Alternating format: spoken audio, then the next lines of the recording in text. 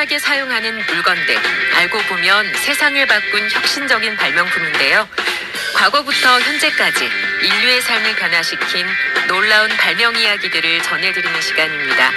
세상을 바꾼 발명.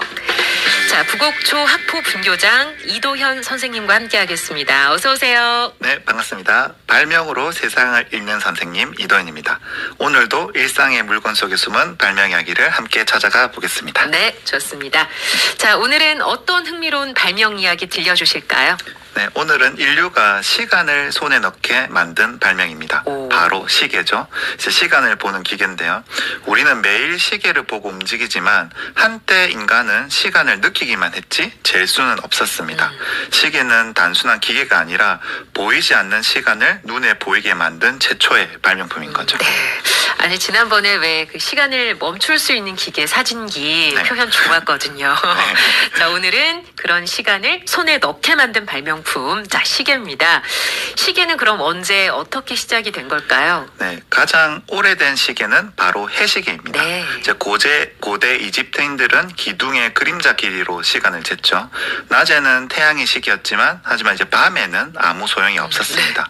그래서 등장한 것이 바로 물시계, 클랩시드라인데요. 이제 물을 일정한 속도로 떨어뜨려서 그 흐름으로 시간을 계산한 거죠. 이후에는 이제 모래시계, 양초시계, 향시계 등 다양한 시간의 발명이 이어졌습니다. 모래와 물, 불과 향처럼 자연의 흐름이 곧 시간의 기준이었던 셈이죠. 이때부터 인류는 시간을 감각에서 수치로 이제 바꾸기 시작했습니다. 네, 자연의 흐름이 곧 시간이 기준이었던 시대. 문제는 정밀함이었을 것 같은데 지금처럼 정밀한 시계는 언제 생겼을까요? 13세기 유럽에서 기계식 시계가 등장하면서부터입니다. 네. 톱니바퀴와 추 그리고 진자, 이제 펜듈럼의 원리가 결합된 구조였죠. 재미있는 일화가 하나 있는데요. 네. 그 갈릴레이가 성당 천장에서 이제 흔들리는 등불을 보다가 그 진동이 일정하다는 사실을 깨달았다고 하는데요. 이제 그 단순한 관찰이 훗날 진자시계의 기초 원리가 됩니다. 이후에 이제 네덜란드의 호이겐스가 그 원리를 이용해서 1656년 세계 최초의 진자시계를 완성했습니다. 네. 그 시계의 오차는 하루에 15초 이내. 그 당시로서는 혁명적인 정밀함이었는데요. 이제 호이겐스에 의해서 이제 시간은 대충 흐르는 것에서 정확히 측정되는 과학으로 변했던 거죠. 그렇군요. 자, 그럼 이런 시계에는 여러 가지 과학적 원리가 숨어 있잖아요. 어떤 것들이 있을까요? 그렇습니다. 이제 시계의 본질은 자연 속 규칙성을 찾아내는 일인데요. 네. 진자시계는 중력의 일정한 진동, 쿼츠 시계는 수정 결정의 전기 진동, 그리고 원자시계는 세슘 원자의 미세한 진동수를 이용하죠. 그러니까 즉 변하지 않는 자연의 리듬을 시간의 기준으로 삼은 겁니다. 그 정밀한 반복이 바로 시계의 심장이자 인류가 자연 질서를 수학으로 바꾼 과학의 승리였던 거죠. 자, 그런데 이 시간을 재는 기술이 생명을 구하기도 했다고 하는데 이건 어떤 이야기일까요? 네, 그 시계의 또 다른 위대한 순간은 바다 한가운데서 찾아왔습니다. 네. 18세기 인류는 이제 항해 도중에 경도, 즉 동서의 위치를 정확히 알 수가 없었습니다. 네. 그때 이제 레이더 이런 게 없었으니까요. 그래서 이제 나침반은 방향만 알려줬고 시간의 차이를 계산할 수 없어서 배가 길을 잃거나 난파됐다고 합니다. 이제 그때 영국의 시계공 존 해리슨이 거친 파도 위에서 오차가 거의 없는 시계, 즉 항해용 크로노미터를 만들었습니다. 네. 그의 시계 덕분에 선원들은 태양의 위치와 시차를 비교해서 경도를 계산할 수 있게 되었고요. 수많은 생명이 바다 위에서 구해졌습니다. 그 순간 시계는 시간을 재는 도구를 넘어서 생명을 지키는 발명품이 된 순간이었죠. 네, 그러니까 오늘날에는 뭐 GPS 있겠지만 네. 그 시대의 크로노미터, 획기적인 어떤 발명품이었겠군요. 네. 자, 우리나라에도 시계 발명의 역사가 있잖아요. 네, 그럼요. 우리나라에도 자랑스러운 시계 발명의 역사가 있습니다.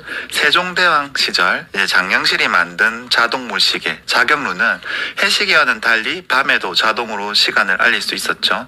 시간이 되면 스스로 종을 치고 북을 울리며 인형이 나와서 시간을 알려줬습니다. 네. 말 그대로 세계 최초의 자동 타종시계였죠.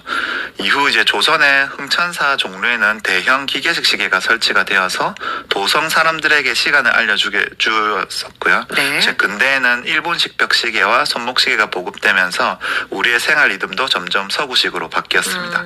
그리고 지금은 한국의 시계 브랜드들이 정밀한 기술력으로 세계 시장에서도 인정받고 있는데요.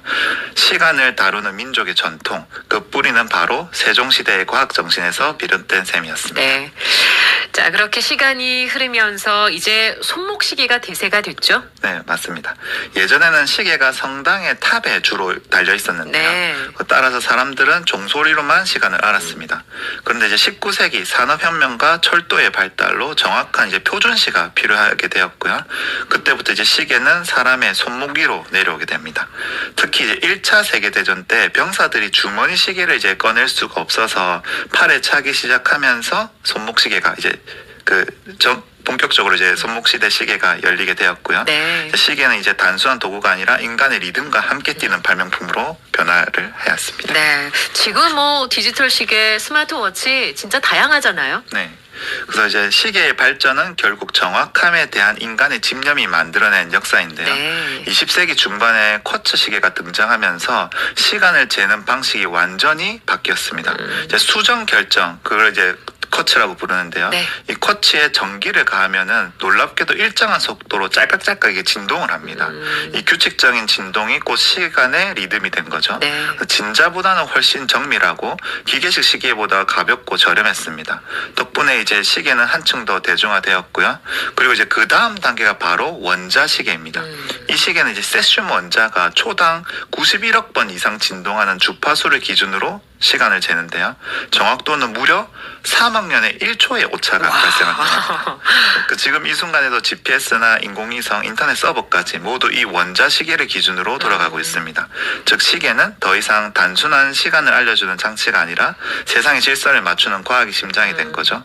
지금 우리가 보는 이런 디지털 시계나 스마트워치 역시 그 거대한 정확함의 역사의 위에 있는 발명품이라고 할 수 있겠죠. 네, 진짜 선생님 말씀 듣다 보니까 시계가 단순한 시간을 확인하는 기계가 아니라 인류가 시간을 다루게 된 역사 같습니다. 네, 맞습니다. 시계는 단순한 기계를 넘어서 이제 인류가 처음으로 자연의 리듬을 숫자로 바꾼 발명품인데요. 우리는 시계를 통해 시간을 볼 수 있게 되었고 그 시간을 재기 시작하면서 문명을 만들고 과학을 발전시켰죠. 하지만 그와 동시에 시간에 쫓기는 인간이라는 또 다른 모습도 생겨났습니다. 네. 시계는 분과 초를 나누어 주었지만 우리의 마음의 여유까지는 나눠주지 못했죠. 결국 시계는 발명됐지만 여유는 우리가 스스로 만들어 가야 할 발명품인 거겠죠. 네, 맞아요. 자, 손목에 있는 이 시계가 그냥 물건이 아니라 인류의 지혜가 담긴 발명품이 확실한 것 같습니다. 네, 시계는 시간을 알려주지만 그 시간에 의미 있게 채워가는 건 결국 우리 자신입니다. 그래서 청취자 여러분들도 오늘 하루 흘러가는 시간을 쫓기보다 잠시 멈춰서서 지금 이 순간의 온기와 숨결을 느껴보시기 바랍니다. 그 짧은 순간이 어쩌면 가장 오래 기억에 남는 시간이 될지도 모르니까요. 네. 자, 오늘은요, 시간을 붙잡은 발명, 시계에 대해서 이야기 나눠봤습니다. 유익한 발명 이야기, 이도현 선생님 고맙습니다. 네, 다음 주에도 세상을 바꾼 새로운 발명 이야기로 찾아뵙겠습니다. 네, 내래 기억을 걷는 시간 듣고 다시 오도록 할게요. 아직도 너의 소리를 듣고 아직도